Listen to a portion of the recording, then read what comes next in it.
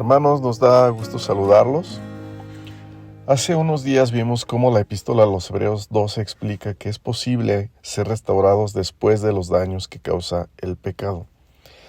El pecado es el principal elemento que daña la personalidad, el corazón, el entendimiento y los entornos como los familiares y de otros tipos que el ser humano tiene. Pero hay una restauración. Esta es la buena noticia del Evangelio. Y Hebreos capítulo 2 enseña que esta restauración viene a través de un camino, no necesariamente a través de un evento o momento particular, sino en un camino, y por esto habla de un camino derecho para nuestros pies para que seamos sanados.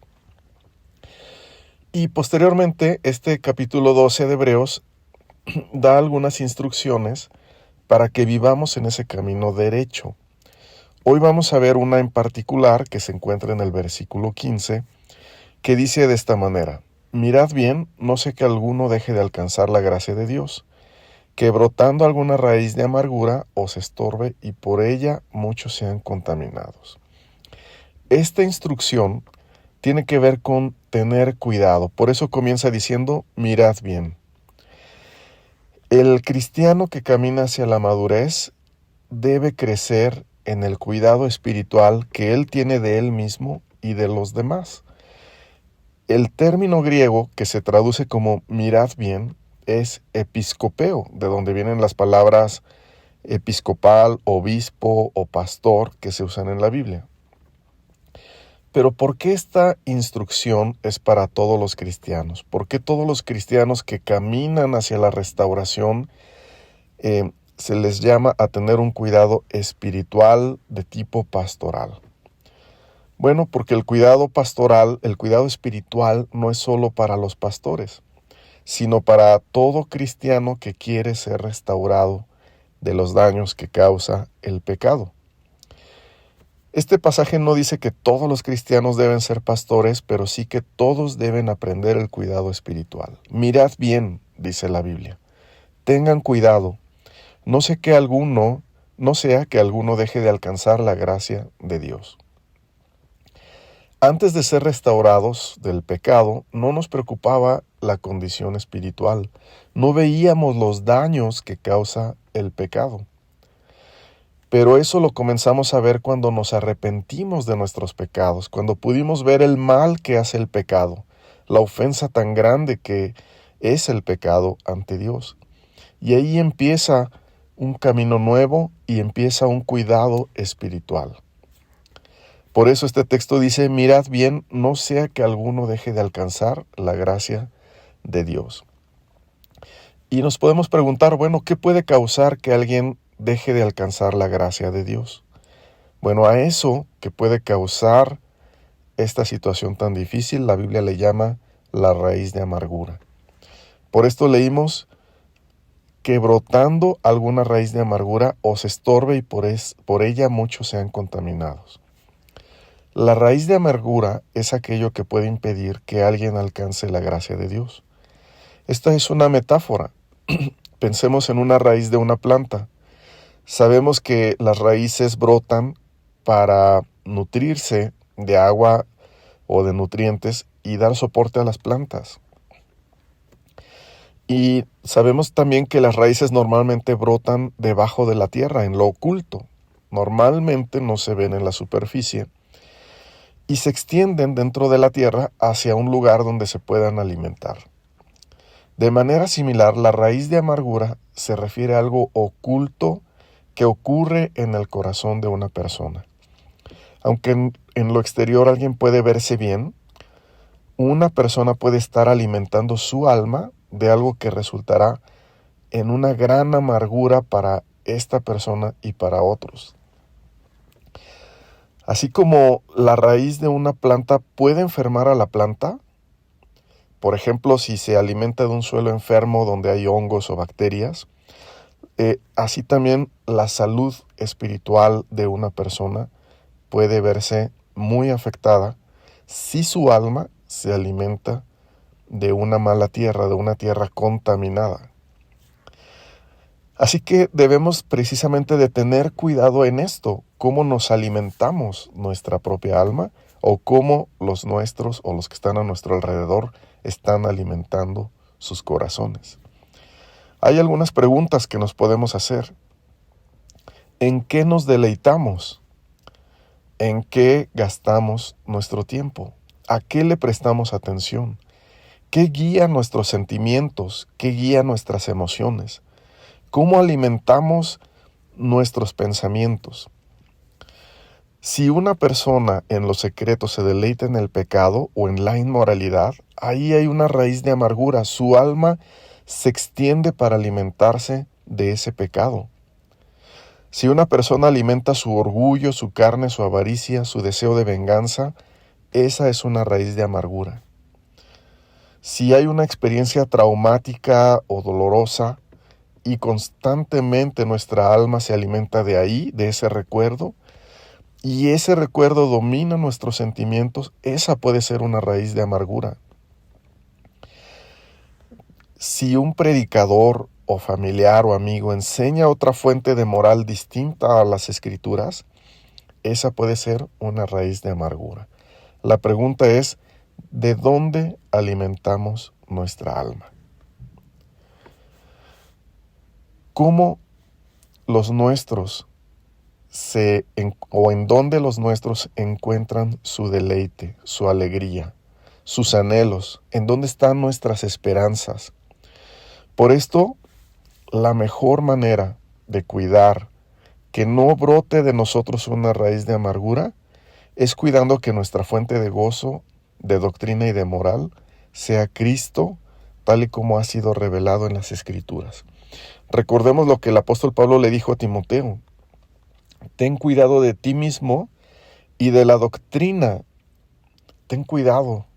Esta palabra muy similar a la que estamos leyendo hoy. Ten cuidado de ti mismo y de la doctrina. Y dice, persiste en ello, tiene que ser un camino diario, pues haciendo esto te salvarás a ti mismo y a los que te oyeren.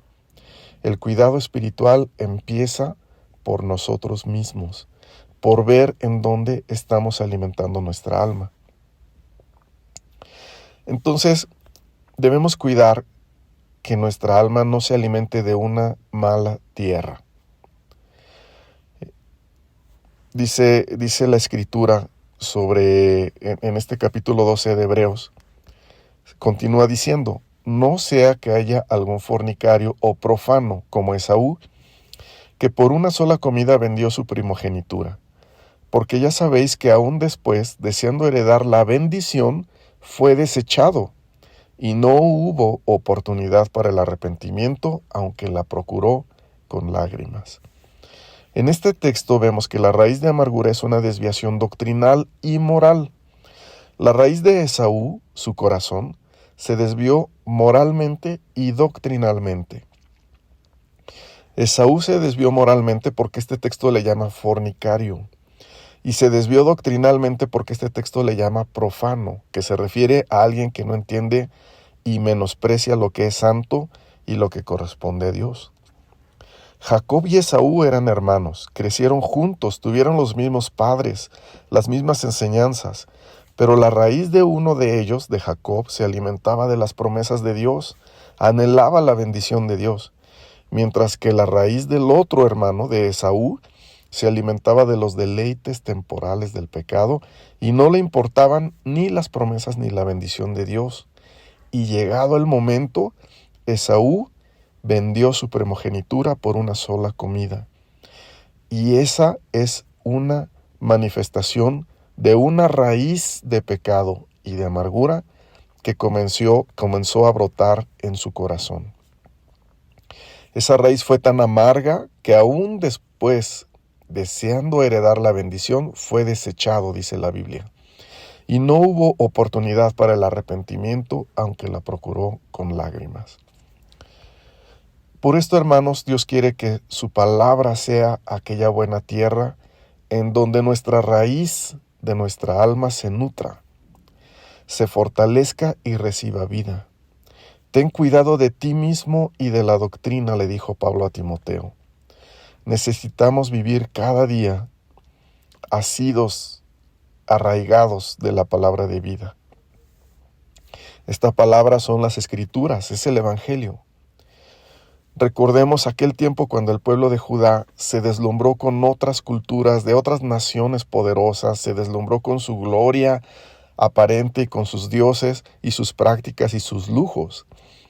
El corazón del pueblo de Judá comenzó a brotar de ahí una raíz que se alimentaba de aquellas naciones. Y Dios los disciplinó, los sacó de su tierra, en un sentido figurado los desarraigó de su tierra y los llevó a vivir en Babilonia, los plantó allá. Y cuando estaban allá, el pueblo de Judá lloró y se arrepintió. Y vieron que sus fuentes se habían desviado de su Dios, y escribieron el Salmo 137. Este Salmo 137 dice, junto a los ríos de Babilonia. Allí nos sentábamos y aún llorábamos, acordándonos de Sión. Sión es el nombre de Jerusalén, así se le da este nombre. Y dice, y los que nos habían llevado cautivos nos pedían que cantáramos, y los que nos habían desolado nos pedían alegría, diciendo, cantadnos algunos cánticos de Sión. Y ellos respondían, ¿cómo cantaremos cánticos de Jehová en tierra de extraños? Y después dijeron, mi lengua se pega a mi paladar si de ti no me acordare, si no enalteciere a Jerusalén como preferente asunto de mi alegría. Jerusalén, la ciudad de Dios, donde Cristo va a reinar. Ahí, decían ellos, debe estar nuestro principal asunto de alegría. El Salmo 87, también hablando de otras naciones como Babilonia, reafirma dónde deben estar nuestras fuentes del corazón. Pues dice, y cantores y tañedores en ella dirán, todas mis fuentes están en ti. Este es el Salmo 87:7. Por esto, hermanos, ¿dónde están nuestras fuentes? ¿Dónde está el principal motivo de nuestra alegría? Debe estar en Cristo, en las Escrituras, no en las naciones de este mundo, ni en las glorias de este mundo, sino en la fe de Cristo, en las promesas, en la doctrina, en la vida que emana de la palabra de Dios. Si hay alguna experiencia o traumática que quiera que nos alimentemos de ahí cada día, debemos pedirle al Señor que nos perdone y que nuestra alma se alimente continuamente de la palabra de Dios, de las Escrituras. Ella, la palabra de Dios, es la que debe definir nuestra esperanza y nuestro destino, y no una experiencia dolorosa. Si las glorias de este mundo nos quieren deslumbrar, debemos volver a la palabra, porque en todo lugar esplendoroso de este mundo, ahí hay corrupción. Solo en Cristo está la verdadera bendición. Como decían los reformadores, solo Cristo, solo la gracia, solo la Escritura, solo a Dios la gloria. Hermanos, que podamos decir, todas mis fuentes están en ti. Que podamos decir como el rey David dijo, ¿a quién tengo yo en los cielos sino a ti? Y fuera de ti, nada deseo en la tierra. Esto está en el Salmo 73:25. Cuidemos, hermanos, que nuestra raíz sea bendita, que estemos plantados en buena tierra. Esa buena tierra es el Evangelio, las Escrituras, la moral bíblica, la bendición bíblica, la esperanza bíblica, la paz que viene de Cristo, la alegría que viene de Cristo. Oremos por esa bendición. Cuidemos que nosotros y los nuestros tengamos la raíz de nuestro corazón siempre alimentándose de la buena tierra, de las Escrituras que Dios nos ha dado. Señor, te damos gracias, Padre Celestial, por tu palabra. Reconocemos que muchas veces hemos querido deleitarnos en el mundo, en el pecado, que no hemos entendido cómo en esos lugares de este mundo hay tanta corrupción, y nos hemos deslumbrado por su apariencia. Queremos pedirte perdón y queremos volver a la restauración de tanto daño que causa el pecado. Queremos pedirte, Señor, que la raíz de nuestro corazón sea puesta sobre una buena tierra. Esa tierra es la palabra de Dios. Que nos deleitemos en las doctrinas de la Biblia. Que nos deleitemos en la esperanza de la Biblia. Que Cristo sea el principal fuente o la principal fuente de nuestro gozo, de nuestra alegría, de nuestra esperanza. Y no solo nosotros, sino los nuestros. Para que ninguna raíz de amargura brote entre nosotros. Te lo pedimos en el nombre de Cristo Jesús y te damos gracias. Amén.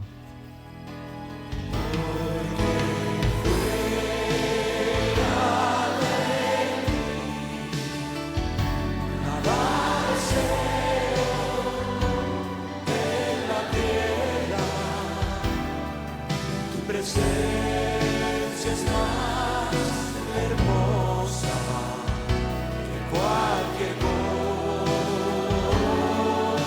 cosa,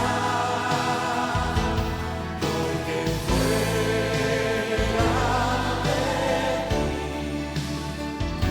nada deseo en la tierra. Tu presencia es más hermosa de cualquier cosa.